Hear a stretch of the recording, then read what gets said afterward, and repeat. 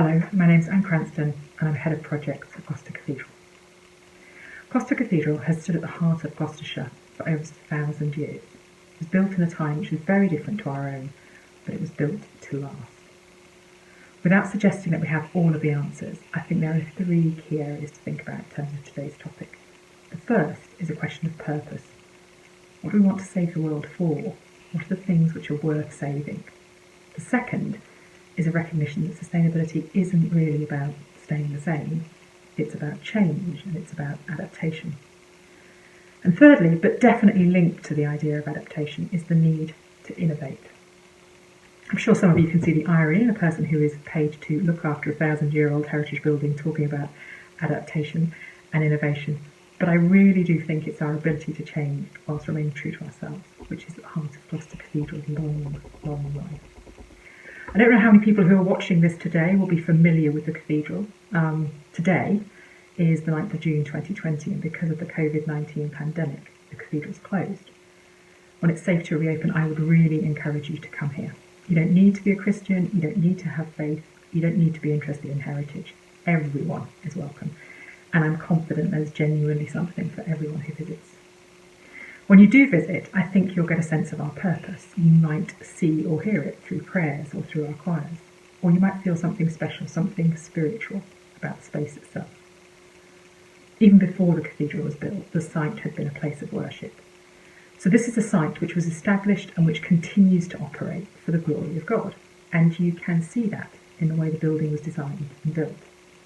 And I don't just mean there are areas for prayer and worship or recognisable elements like altars. I mean you can see it in the scale and the ambition, in the quality of materials, in the attention to detail.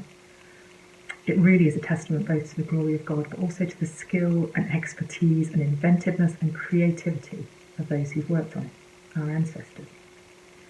But that purpose as a place of worship didn't develop or exist in a vacuum. Before the cathedral was the cathedral, it was a monastery for both men and women, and then it was an abbey, and in that context, worship was at the heart of every other aspect of daily life. Not all of that daily life took place in what is now the cathedral, but between the cathedral, the cloister, which may well look familiar to you if you are a fan of the Harry Potter films, and the buildings and the land immediately surrounding them. The monks and the local community who lived alongside them lived and worked, learned, slept, prayed, they grew and prepared food, they had day discussions, they worked through community issues together. Visitors were welcomed, alms were given to the poor, medical care was provided, horses were stabled.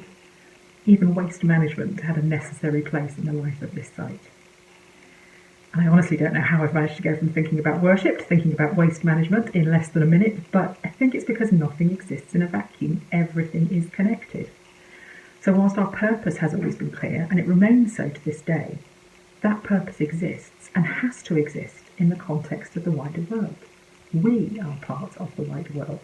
We depend on it and are responsible to and for it. In the life of the Abbey, the connections between everything were easy to see. They were literally on the doorstep, and if you took away one or forgot one part of the whole, there would undoubtedly be an effect elsewhere. But its most significant is things became too unbalanced. The whole site would become unsustainable. I think that's a principle which is true today, but sometimes it's hard to see the connections as our world seems to get bigger and bigger. But as you will see when you do make it to the cathedral, we're not locked in time. Our capacity to innovate and to allow new people to contribute is one of our biggest strengths.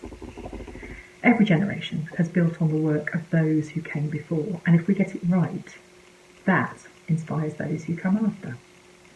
Again, going back to basics, a 21st century cathedral has to be well lit and warm in a way which wasn't expected or planned for 1,000 years ago.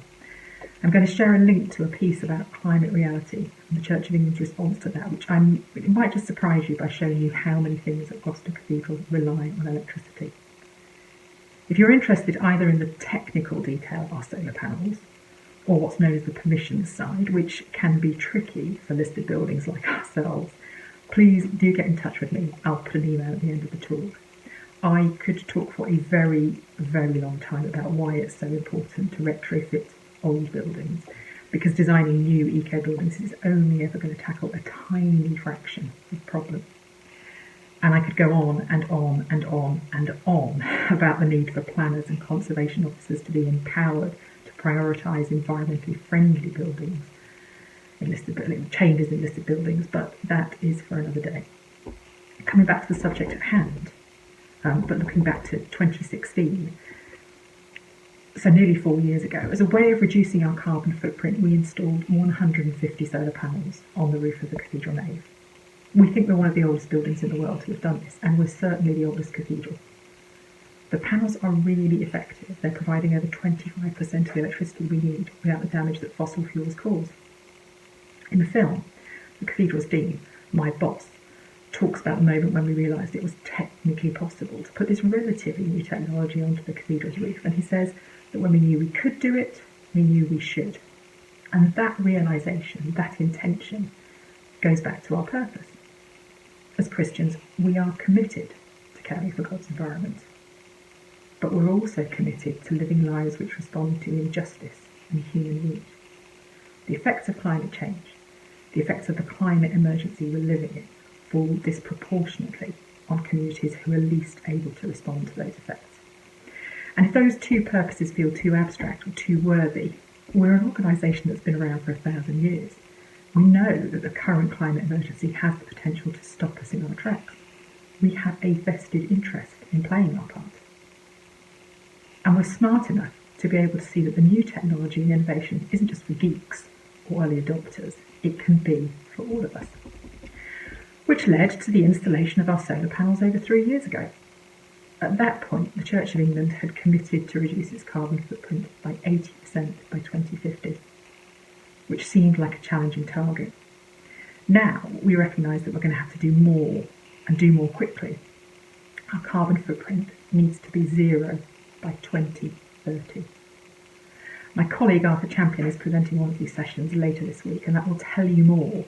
He will tell you more about some of the things churches across Gloucestershire are doing as part of the Eco Diocese initiative to help achieve that. It remains an immense challenge. The solar panels are just one action of many. We know technology and innovation can help us. In fact, today marks the end of the second full month when this country has used all of the electricity needed without burning any coal. It's a great achievement. But we also know we're going to have to change some of the things we do which are familiar and which are comfortable to us. But Gloucester Cathedral has been around long enough to be good at adaptation. And we're fortunate that the further down the environmental road we walk, the more odds want to talk to us and show us what they've learned, so that we can learn too.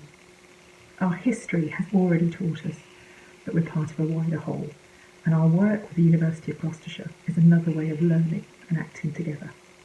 These days, we still live in the Cathedral Close, and our actions are still concentrated there.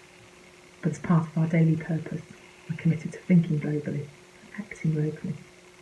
Thanks so much for your time.